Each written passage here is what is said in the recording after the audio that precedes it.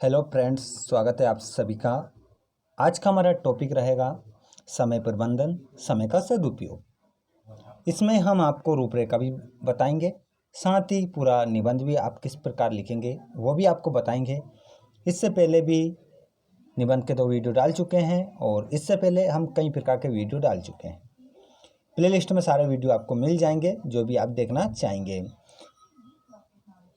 तो आज का टॉपिक हम शुरू करते हैं। उससे पहले यदि आप हमारे चैनल पर पहली बार आए हैं तो चैनल को सब्सक्राइब करके घंटी के बटन को ऑल पर कर लीजिए, जिससे आने वाले हर अपडेट आपको मिल जाएगी।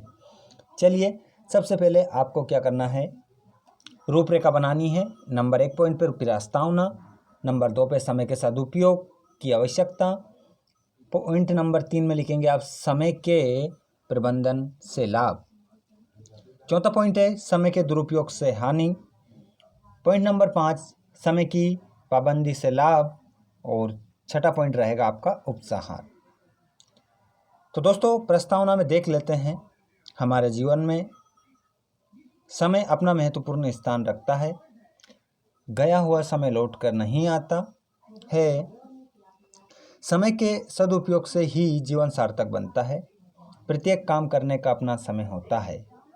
फ्रैंकलिन का कथन कितना सत्य है। तुम्हें अपने जीवन से प्रेम है तो समय को व्यर्थ मत गवाओ, क्योंकि जीवन इसी से बना है। ईश्वर एक बार एक ही क्षण देता है और दूसरा क्षण देने से पहले उसे छीन लेता है। इसलिए हमें हर काम के लिए समय निश्चित कर लेना चाहिए। सामान्य रूप से उचित समय पर काम करने को समय का सदुपयोग कहा जाता है। दूसरा पॉइंट हम देखेंगे, यहाँ पर देखिएगा कि समय के सदुपयोग की आवश्यकता। चूँकि समय अमूल्य वस्तु है, इसलिए इसके प्रबंधन की अत्यंत आवश्यकता है। समय एक बार जाने के बाद पुनः वापस नहीं आता। मनुष्य का पूरा जीवन देखते देखते ही समाप्त हो जाता है, पता भी नहीं चलता। अंत समय में उसे पश्चाताप होता है कि उसने कुछ किया नहीं। समय का सदुपयोग करने वाले मनुष्य के ही सफलता चरण चूमती है। समय के मूल्य को समझकर ही कबीरदास जी ने कहा है, काल करे सो आज कर, आज करे सो अब, पल में परले होएगी, बहुरी करेगो कब।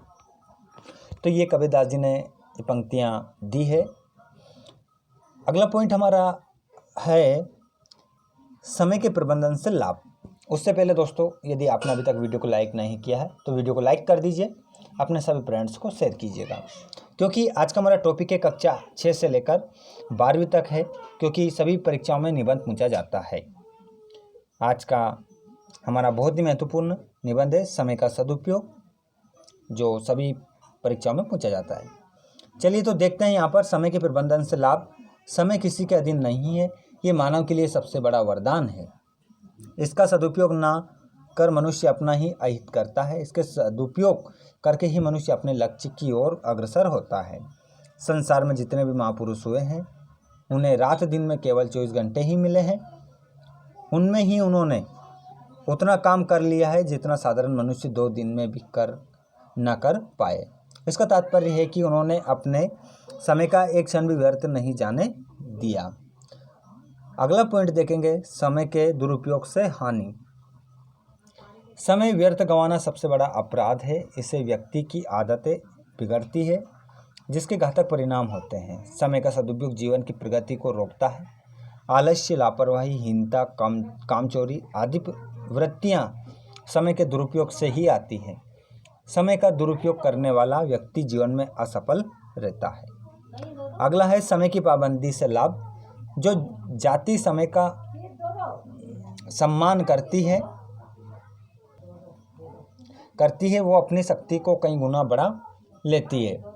यदि सभी काम निश्चित समय पर होने लगे तो इतनी कार्यकुशलता बढ़ जाए, देश के सभी कर्मचारी समय पर काम करने लगे तो देश की प्रगति अपने आप होती रहेगी।